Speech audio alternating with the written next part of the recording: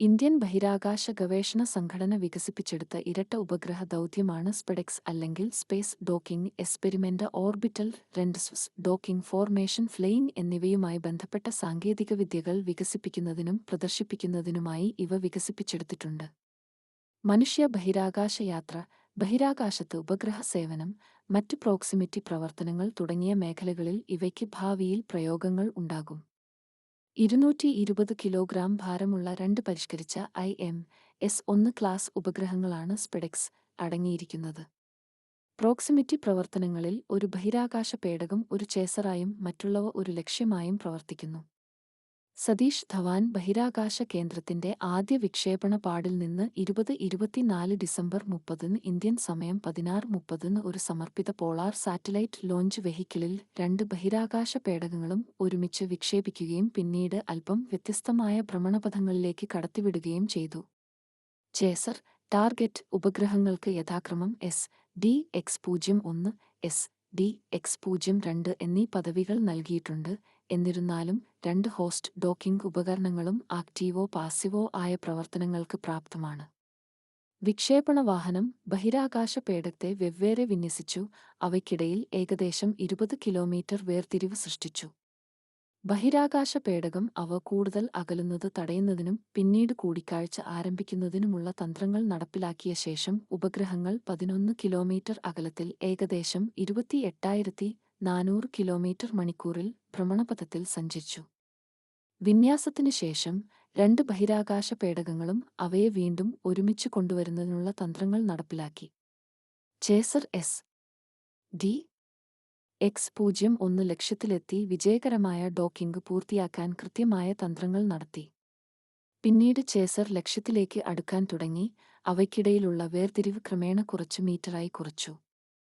Docking പൂർത്തിയായ ശേഷം ബഹിരാകാശ പേടകത്തിനിടയിൽ വൈദ്യുതോർജ്ജ കൈമാറ്റം സ്ഥാപിക്കാനും പ്രദർശിപ്പിക്കാനും ദൗത്യം പദ്ധതിയിട്ട് വേർപിരിഞ്ഞതിനു ശേഷം രണ്ട് ബഹിരാകാശ പേടകങ്ങളും 2 വർഷത്തേക്ക് അവയുടെ പേലോഡുകൾ പ്രവർത്തിപ്പിക്കും.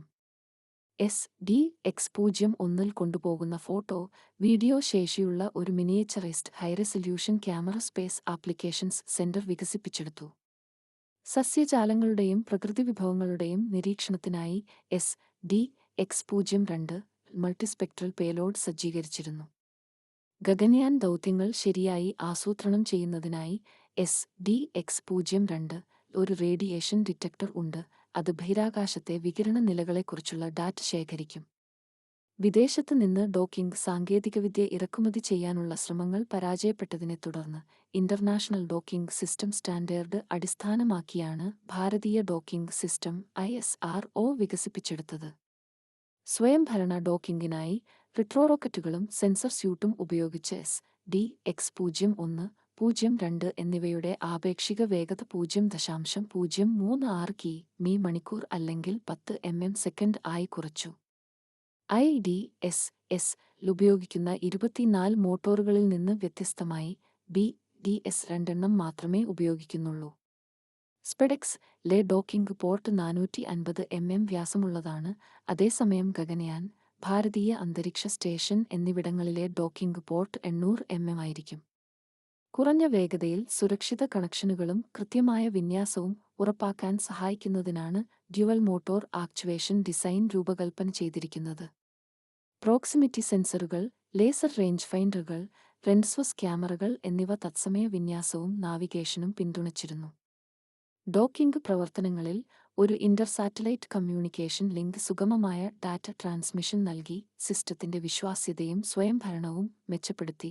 ഉപഗ്രഹങ്ങൾ 5 കിലോമീറ്ററിൽ താഴെ അകലത്തിലായ ഉടൻ ഓറിയന്റേഷനും ലൊക്കേഷൻ വിവരങ്ങളും പങ്കിടുന്നതിന് അവയ്ക്ക് ISL വഴി ആശയവിനിമയം നടത്താൻ കഴിഞ്ഞു. ഈ വിജയത്തോടെ തദ്ദേശീയ സാങ്കേതികവിദ്യ ഉപയോഗിച്ച് വിജയകരമായ ഇൻസ്പേസ് ഡോക്കിംഗ് നേടിയ ലോകത്തിലെ ചുരുക്കം ചില രാജ്യങ്ങളിൽ ഒന്നായി ഇന്ത്യ മാറി.